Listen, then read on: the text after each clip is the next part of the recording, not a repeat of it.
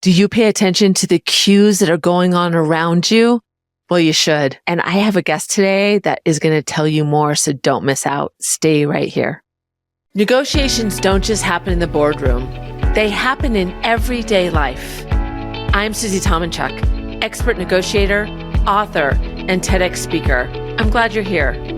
I'm going to show you the art of negotiation without manipulation so you can level up, know your worth, and adopt a negotiator mindset. Let's go. Hey, welcome. I'm so glad you're here, especially today because I am here with a very close friend of mine, Amy Bell. Amy, I'm so excited to have you here today. Our history goes very deep. We worked together when you were right out of college, and actually you worked in my team, which I'm proud because Amy has since gone on to hold some very significant executive roles through your career. So tell us a little bit about you, Amy. Thanks, Susie, for having me. And thanks for bringing the energy. You always have such great energy around you. So it's easy to model off of that, I think. But yes, we go way back. Susie was my first boss in this industry that I have been in for, well over 25 years. And it's just been a whirlwind of a ride where I started and where I'm at, and the areas that I'm in kind of don't show a really linear parallel path, but to say I've been able to find great mentors and kind of lean in and have them help guide me along my path has been great. I've been on the operator side. I've got to work on the programmer side. I came back to the operator side, very different operators in terms of size and scale and company size, really. And it's just been great. And now I find myself at Wide Open West, a smaller operator, and am happy to be part of the senior executive team there and work for a great female leader and, just trying to figure out kind of where I want to navigate next. Yeah. So, and mostly, and I'm on the marketing side now, but I started in operations with Susie. So marketing, and you've had big teams that have worked for you. Yep. You've an operator for people that aren't in the industry. We're talking like a Comcast or a Charter is an operator. And on the content side is somebody like Discovery or Stars. So you've been on both sides of both sides of tracks, I guess. That's right. It's been a really cool ride. It's an industry that provides a lot of innovation and entertainment, and the content side of the business has changed dramatically since we started the idea of content.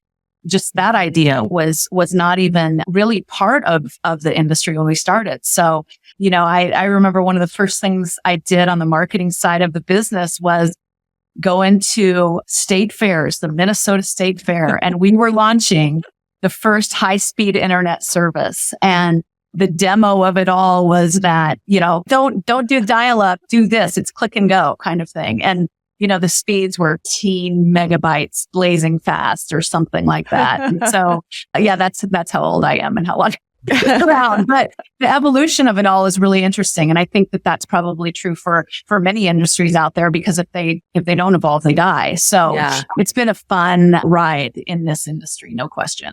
Yeah. And so your leadership has evolved too. Just like the industry has had such an evolution around technology, and so many industries have, your leadership as well. And one of the topics the topic I want to talk about today is feedback, and not just the typical feedback, but what feedback do we get that's not right out there? It's not words, it's observations. It's looking at nonverbals, and how has that been something, I think, over time for me, really understanding what those messages mean, what those signals mean, takes time and experience. Yeah. I mean, what's that experience for you? I think the nonverbal is probably more important than the verbal, quite honestly, because it's, when you walk into the room, you can feel energy. Anybody can feel the energy or the tone that's in the room. Are people quiet? Are they interacting? Is there a sense of lightheartedness about their banter or their discussion? Does it feel like people are sitting forward and pulled into their chair, are they casual and sitting back, And so I think that especially when you're physically entering a room, you can take stock pretty darn quick.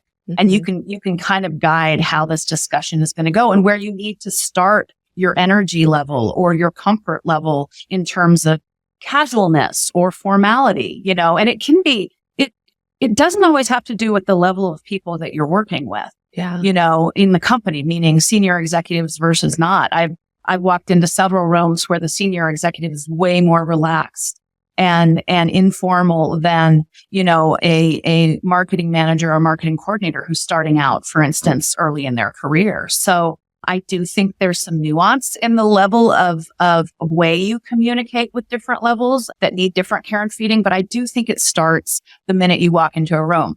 With COVID, it's gotten harder because we're all at home. We're at home. And that was a big shift for me. And so, are there more people on camera than not?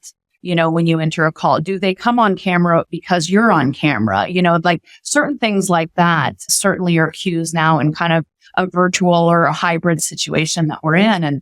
And it's harder to read people, I think, today than the energy in a room. But I think there are still those little things that you can pick up on. Oh, I'd love to hear more about that. And what I heard from you is you're very intentional. You're very thoughtful and in the present when you walk in or you click into a meeting because you've learned over time how important those nuances of understanding the room are to your success in that meeting.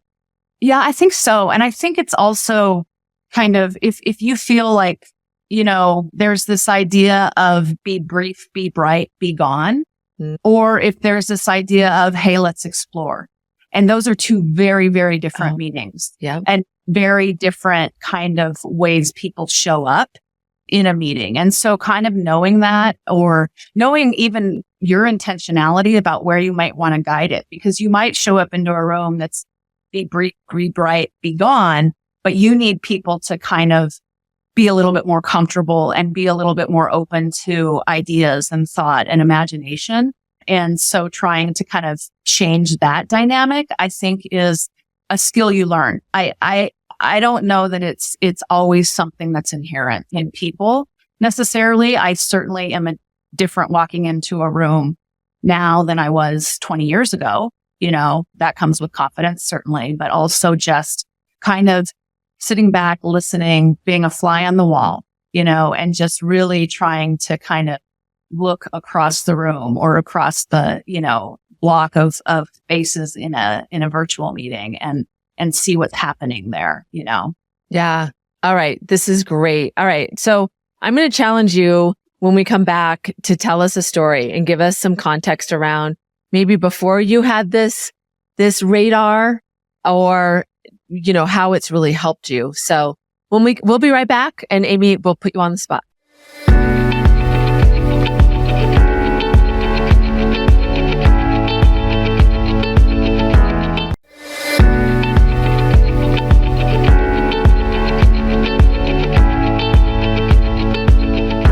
My favorite part is storytelling because it helps us understand the context of what we're talking about, and it kind of humanizes, because we always think everybody else is perfect and everybody has the exact right way.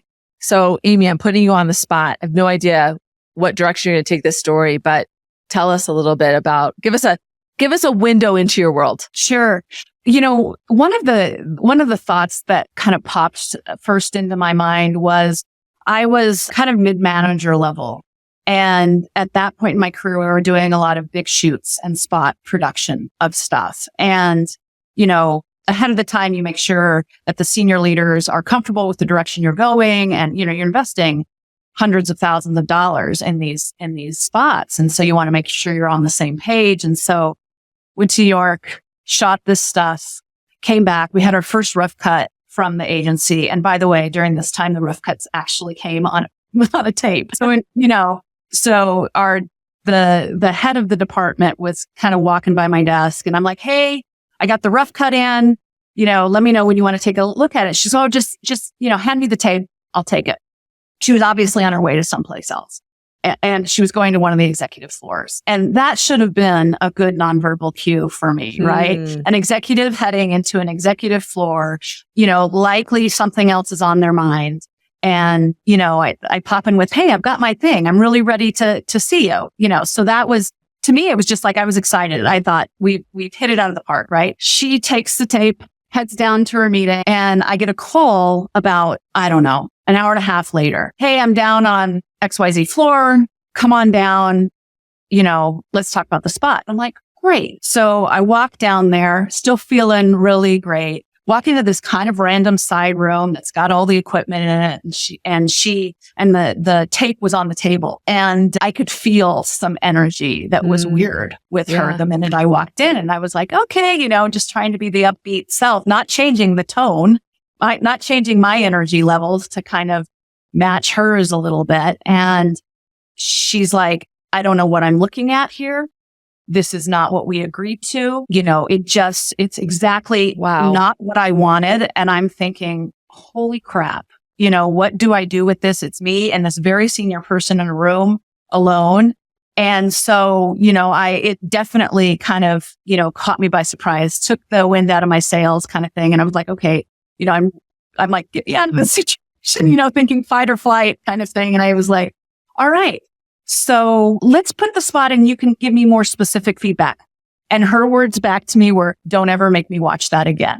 And I thought, this is the time to let her be, pull myself out of the situation, head back to my cubicle, and just kind of let the situation diffuse to a time that was better for her as well.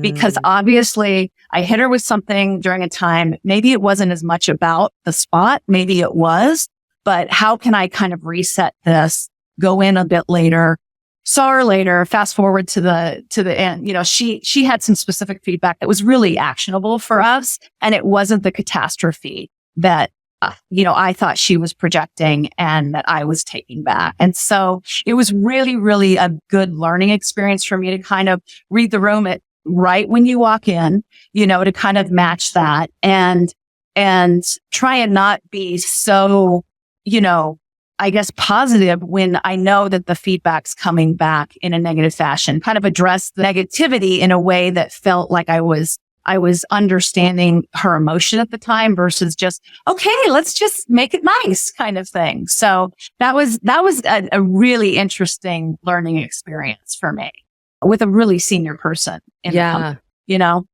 It's so interesting because our emotions cloud us. So you were so excited in that moment to kind of share. And what you're saying is she was in a very different emotional state. And so you became part of that story, and that wasn't your intention. But if you don't read the emotions of the other person, so like maybe you could have gone, oh, you know what? I see that you have a lot going on. I'll hold it for now and I'll find time on your calendar to take a look at this. And then the second part of it, once you found yourself there, how do you readjust in that moment? Yeah. I think so. And I think she wasn't really ready to give specific feedback because there was something in either her dynamic of her day or even what she saw in the spot itself that wasn't working for her. She was just ready to have kind of that gut reaction of, this isn't working for me. And I haven't had enough time to really give you valuable feedback either, And so I think that certainly was a way to just interact differently, to show up differently, to know that your excitement and enthusiasm, may not be the right time and the right place for what others are doing. And so I think that understanding that energy when you enter a room or, the dynamic in which you're catching the people coming to and from is kind of those nonverbal things that are important to know. Totally. And I didn't know that. I didn't know that early on, It also makes me think too, for somebody like her in those senior roles, when you do have somebody that's junior that's coming to you and there is some responsibility on her side too to go, hey, listen, this is not the time. Let's find another time on my calendar. Yeah. So it's also being really aware when somebody comes into your world and there's a lot going on. How do you like reset or keep that separate so it doesn't become a part of that story? Yeah. You have to learn how to filter yourself, certainly. And to, that idea of the feedback is a gift kind of thing, which is cliche, but it's true, and and know that, all right, my job as this person's leader, whether you're their direct leader or you're just an influencer in their world, is to help them grow. That's why you're at a company, right? It's to help these other individuals grow and flourish around you, kind of thing. So I think you, as a leader, you have to remind yourself of that. And you have to check yourself, and make sure that you're honoring that piece of your responsibility that may not be in a bullet point on a job description, but that's really, really the responsibility of the leader for sure. Yeah. And you always learn from the difficult situations. So It became experiences. The ones that have the greatest impact on me are the negative ones, and it's like, okay, this is what not to do. This is how not to give feedback. This is how not to show up in a room. This is how not to be dismissive, kind of thing. So, yeah. Yeah. And it's so interesting that you say that too, because I just told you had to pull a story and that you probably had a lot of emotion around that for a long time because it wasn't hard for you to go, I got the one. I got it. I remember this. Like it was visceral in terms of the memories of it. Yeah. I'm sure she doesn't remember that story, but boy, I sure do, So, yeah. So when we come back, I'd love for you to give us some tips. You've already put some meat around what are the things that you would suggest to somebody if they don't have these optics or this experience yet. What are some things that they should think about to have more awareness around this? So when we come back, I'm putting you on the spot again for 3 tips.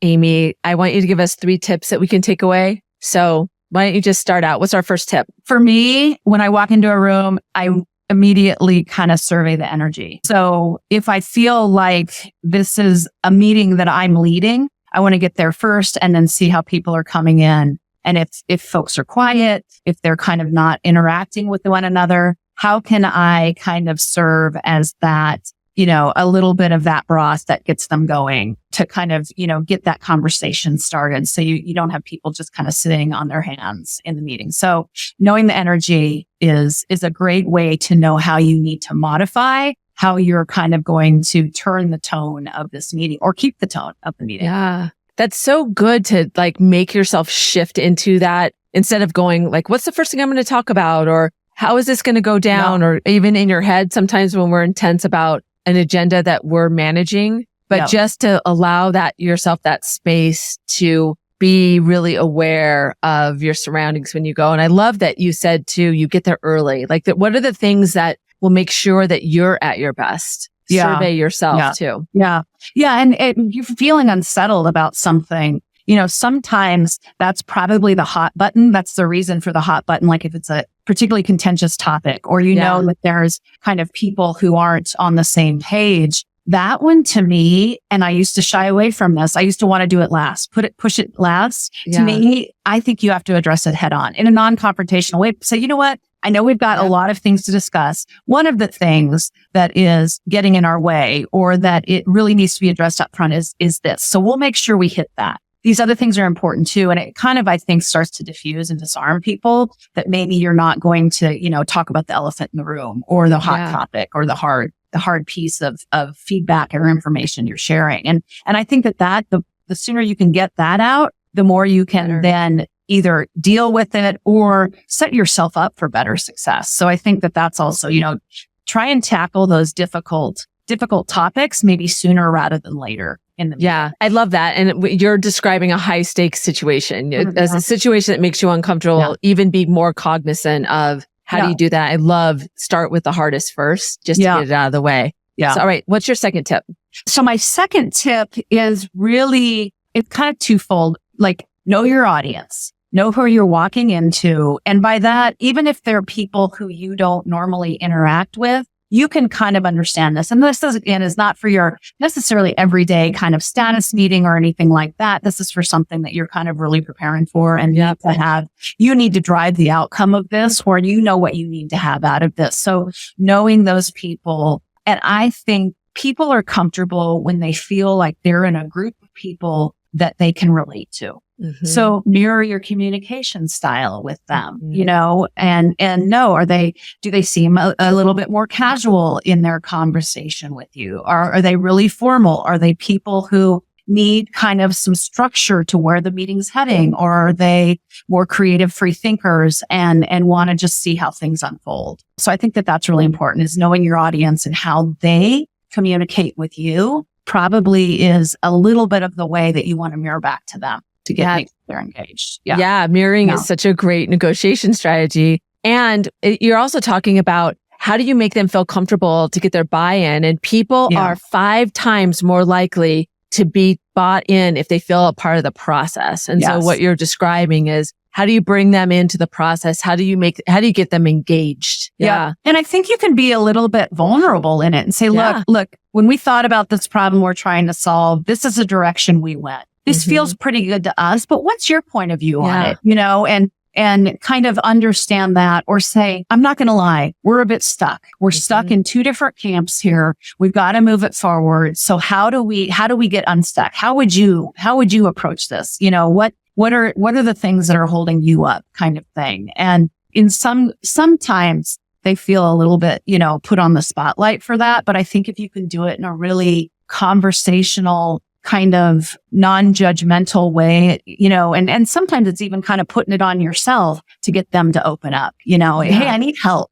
Like, people like to help in general, I think, you know, so I think that's not a bad way to navigate that stuff. Love it. Love it. All right. What's your last tip? I struggle with this one sometimes. Maybe you can tell with this podcast. Brevity is clarity. So I think that if there's a lot of really complicated things you're trying to decipher and sift through or communicate to people who aren't as close to it, you need to distill it down. You need to have 3 or so really succinct ways in which you're going to communicate what's important. Like, don't worry about all this other stuff, but here's what's important, and being crisp and on point, and using data when you can, or even if it's, you know, data that's not hard numbers, but hey, I did a quick survey and this was the general thought, or, you know, just this is what it tells me because of XYZ, and pointing to something. I think that helps with you really, you know, making your point. Anytime that you can be crisp and use data, it's going to cut through a lot of the clutter. I think that's so good. And even if you make your point, then you can assess what additional information do they need? Yeah. And then you can be intentional about what you then give them to get them to say yes, or get them their buy-in.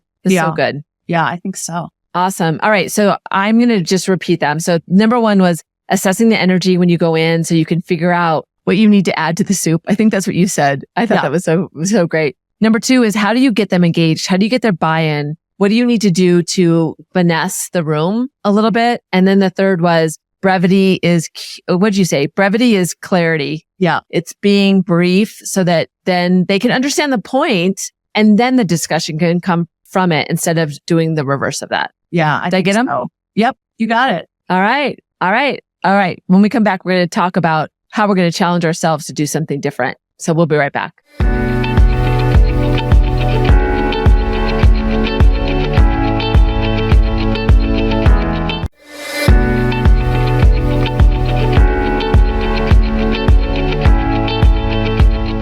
From this, Amy, what are you going to really focus on? I think it's probably that 3rd one, Susie, and that's that brevity factor, making sure, you know, you're bright and you're brief about it, and then open up the conversation from there. All right. I love it. I love it. So people can find you, Amy Bell. You're on LinkedIn, right? Yep, Is that the way to connect? Do you mind if people reach out to you? Not at all. All right. Happy to hear it. Feedback's a gift. Feedback is a gift. Look at it as data. You know, you don't live outside of yourself, so you got to learn about what it feels like to live there. Thank you so much for being here. Your wisdom is so appreciated, and I know that everybody feels that. So thanks. Thanks, Susie. And don't forget that negotiation is more than a skill. It's a mindset. Until next time.